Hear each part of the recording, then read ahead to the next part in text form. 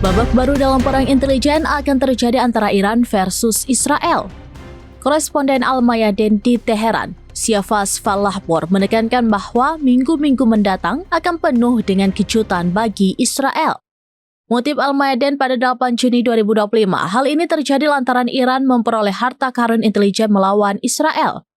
Mencakup informasi sensitif tentang aktivitas nuklir Israel, infrastruktur penting, dan skema untuk kawasan tersebut. Dengan begitu, Fallahpour menyatakan bahwa pengungkapan dokumen-dokumen ini oleh Iran pada saat tertentu memiliki makna penting dalam beberapa hal. Menekankan bahwa Tel Aviv telah mengalami pukulan keamanan dan intelijen terberat dalam sejarah.